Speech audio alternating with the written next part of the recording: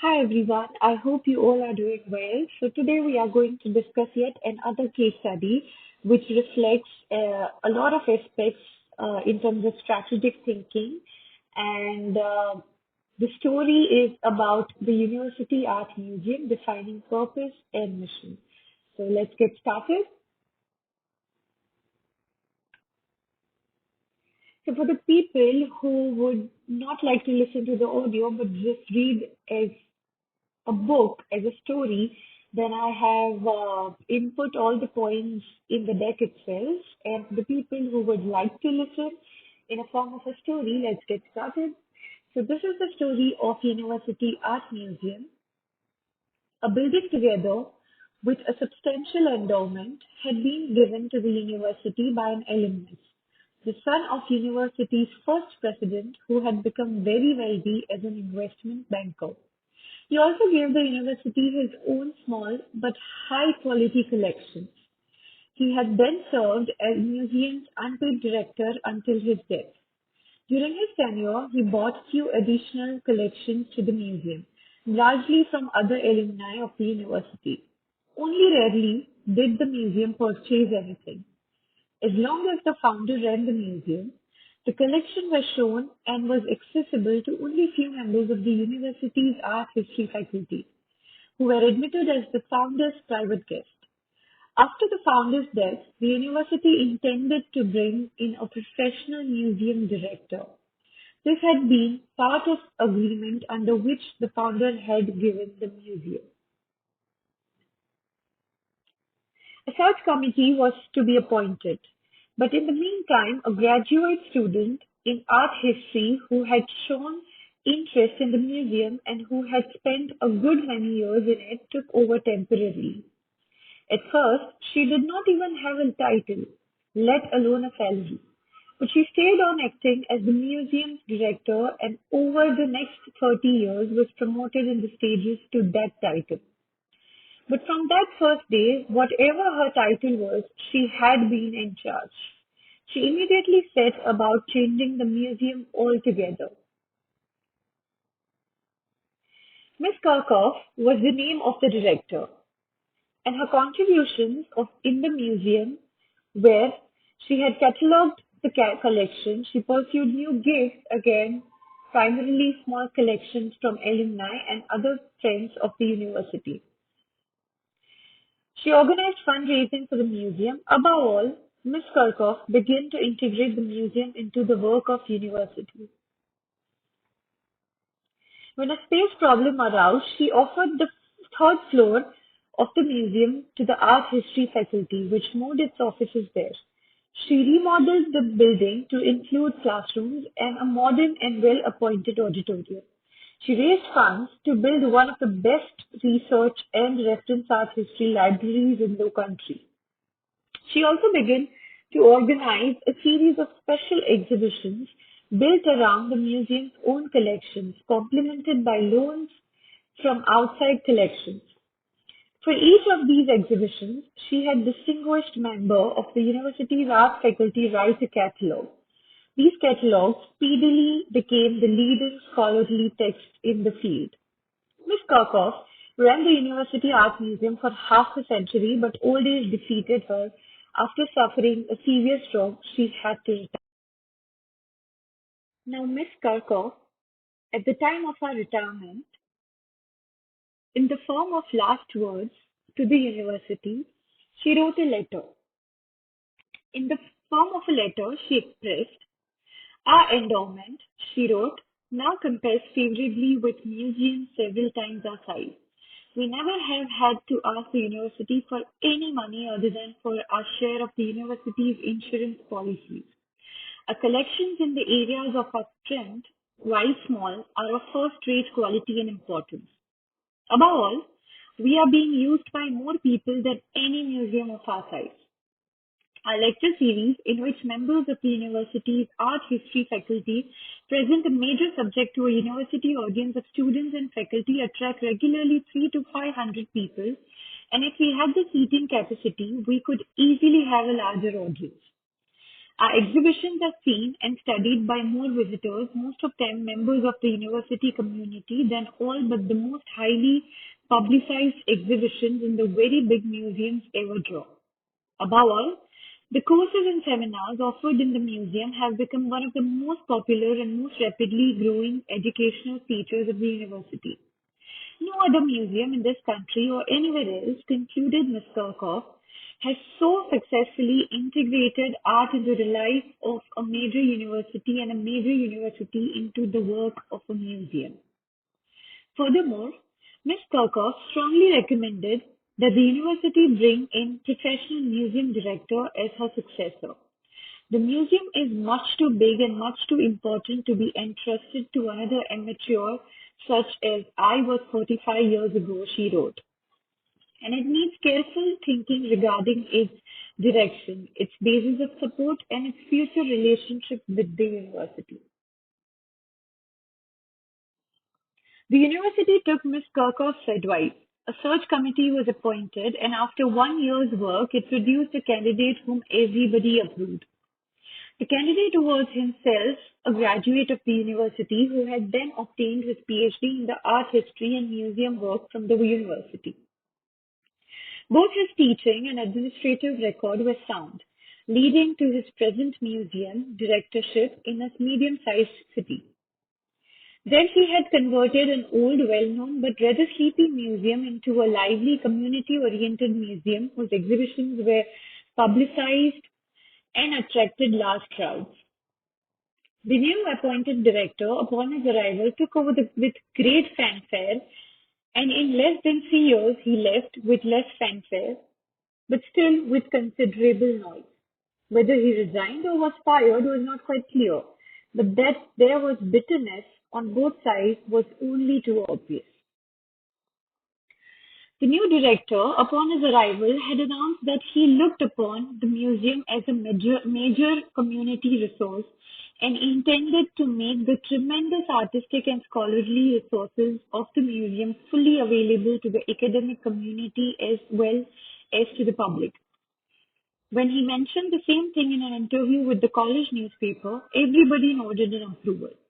However, it soon became clear that what he meant by community resource and what the faculty and students understood by these words were not the same. The museum had always been open to the public, but in practice, it was members of the college community who used the museum and attended its lectures, its exhibition, and its frequent seminars. The first thing the new director did, however, was to promote visits from the public school in the area. He also changed the exhibition policy. Instead of organizing small shows focused on a major collection of the museum and built around the scholarly catalog, he began to organize popular exhibitions around topics of general interest, such as women artists through the ages. He promoted these exhibitions vigorously in the newspapers, in radio and television interviews, and above all, in the local schools.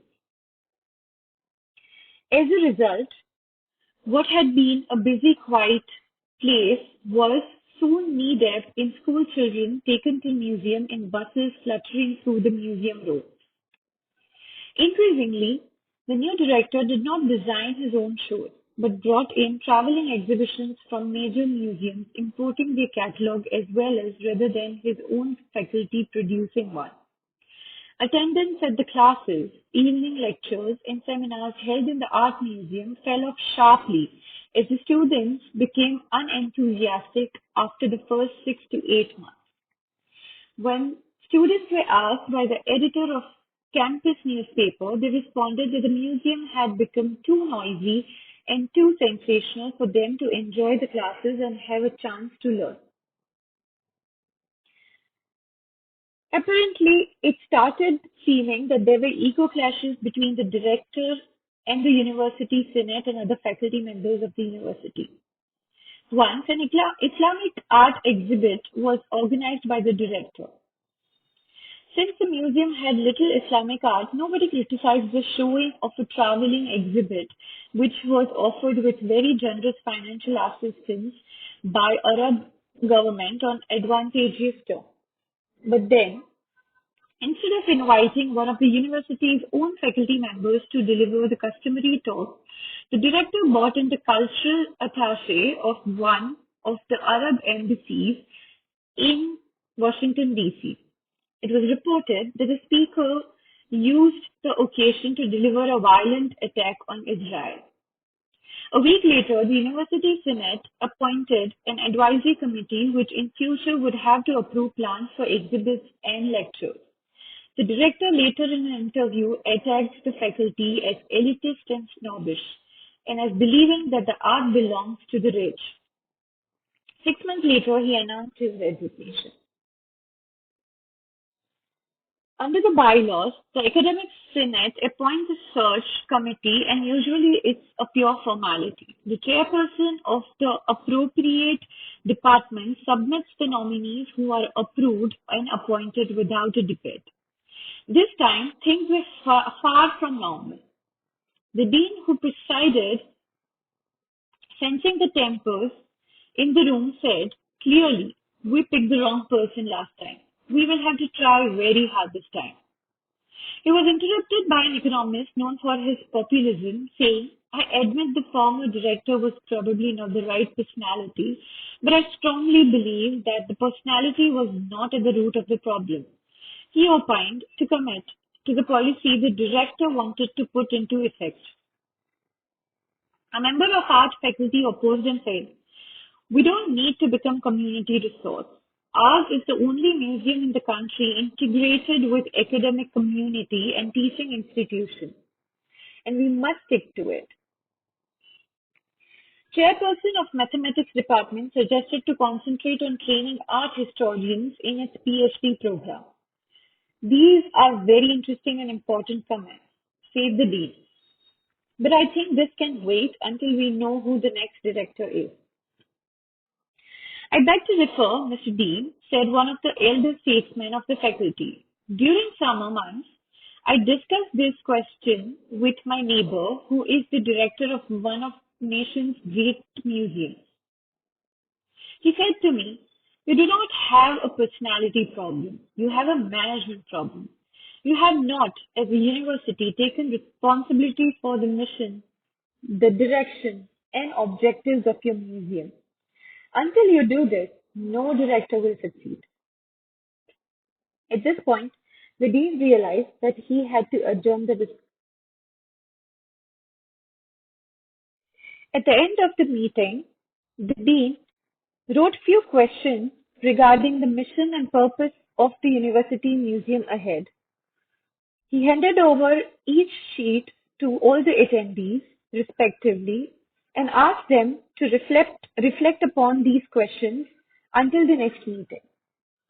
The first question mentioned in the sheet was, "What are the possible purposes of the university museum?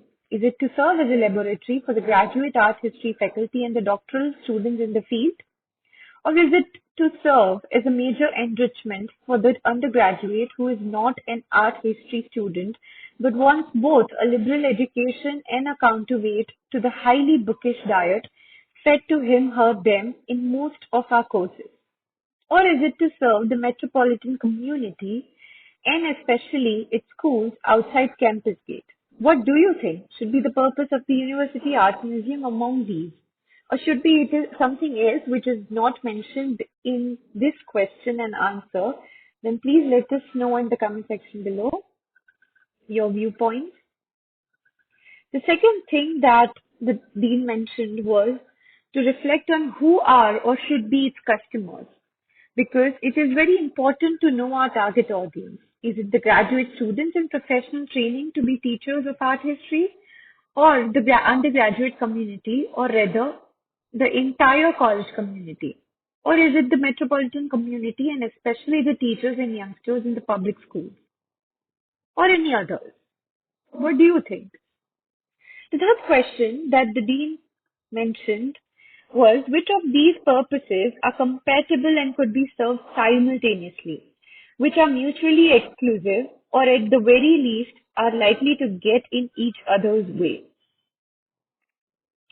The next thing he mentioned and asked was, What implication for the structure of the museum, the qualifications of its director, and its relationship should the university follow from each of the above purposes? And the last thing that he asked to reflect was, do we need to find out more about the needs and wants of our various potential customers to make an intelligent policy decision? How could we go about that? What do you think? What do you think about these questions? If you were part of the committee and if you were asked to self-reflect these questions for the betterment of and progress of University Art Museum, what do you answer? What answers do you have upon these questions? Do let us know in the comment section below. So the key takeaways that we learn from this story of the University Art Museum, the case study, is the first is that every stage of business, one must be clear about their vision, mission, objectives, goals, and core values. I discussed this in my last video in this channel that, oftentimes as an employee, we get so much indulged into our daily operational activities that we often miss out to have clarity on what is the vision, mission, objectives, goals, and core values of the existing company that we are working in. The next thing is that the new employees' working patterns as well as the value system must align with the current organization. It is absolutely important that the school of thought that we come from, the value system that we carry within ourselves must align with the organization that we are working for. And that is why it is extremely important to know the core values of the organization along with the vision, mission, objectives, and goals. Because you see in this story, in this case study, the director's efforts were not all vague or something that he wasn't efficient or productive in his work. But his value system, his working patterns did not align with what the existing senate of the university and the faculties were expecting with the new director. The next thing is it is very, very important to have clarity of one's KRAs and KPIs. KRA is key responsibility or result areas, and KPI is key performance indicators. And we must be absolutely clear about our KRAs, KPIs from the day one of joining. Oftentimes it happens when we are working for an MSME especially, we are not even clear of our key result areas or the key performance indicators that is expected from the top management from us as an employee. The next thing is the onboarding training is pivotal for any personnel in any position from top to bottom. Sometimes we focus so much when it comes to training for the junior and middle level managers, but we often miss out to give proper training to the top level management as well. Because even though the top level manager who is newly being recruited must be expert in his area, in his skill, in his or her or their field of education or work or profession, but they absolutely need training to align with the company's vision, mission, existing projects, objectives, etc. And the next thing is regular internal meetings are always fruitful. As we can, see from this case study, that if the board of the University Art Museum would have conducted the kind of internal meeting that they conducted at the last after seeing so many failures, if they would have conducted earlier on regular basis, then this kind of dispute and misunderstanding would have not happened on the first place itself, and the KR and KPIs of the director to be appointed would have been clear from the day one itself.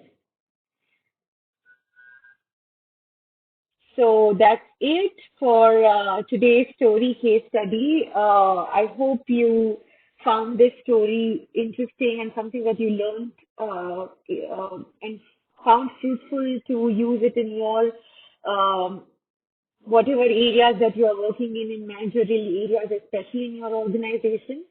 So stay tuned on the channel for many more such interesting articles, case studies related to management. See you next week.